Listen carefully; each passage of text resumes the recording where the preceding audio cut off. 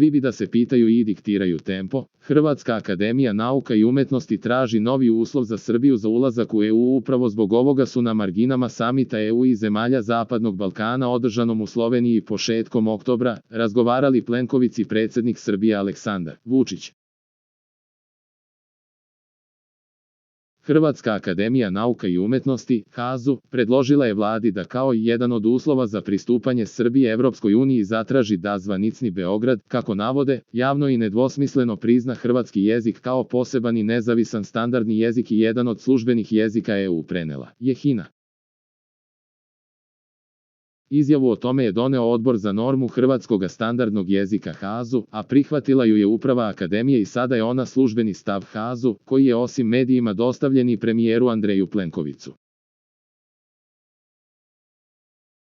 Odbor je, navodi se u saopštenju HAZU, izjavu doneo uzimajući u obzir činjenicu da kulturna i javna tela Srbije, kao i institucije koje se finansiraju iz njenog proračuna, učestalo već godinama poriču postojanje hrvatskoga jezika i njegove istorije i prisvajaju hrvatsku književnu baštinu, a posebno hrvatsku književnost Dubrovnika, obrazlažući to tezom da su dubrovački pisci navodno pisali na srpskom jeziku.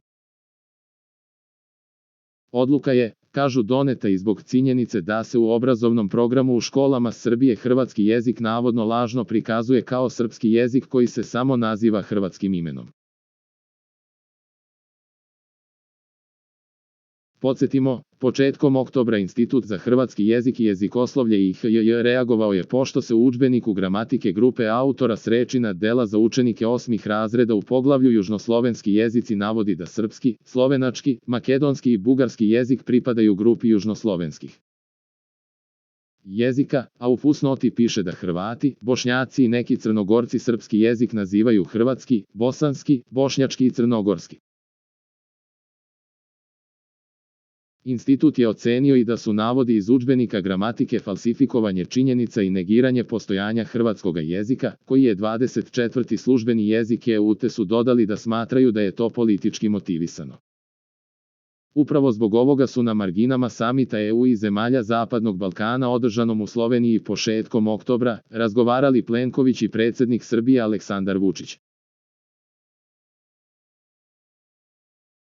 Predsjednik Srbije Aleksandar Vučić izjavio je da mu je hrvatski premijer Andrej Plenković danas dao dokumenta o osnovnim jezičkim grupama u Evropi, kada je reč o slovenskim jezicima, uz napomenu da će pogledati o čemu se radi i da nije bila nikakva namera da se neko uvredi. Bilo je više tema, doneo mi je Andrej, premijer Plenković, osnovne jezičke grupe u Evropi, slovenski jezici, da ne mislite da je neko vređao Hrvate i hrvatski jezik, rekao je Vučić na konferenciji za novinare posle završetka samita EU, Zapadni Balkan, te dodao da nije želeo danas o tome da govori.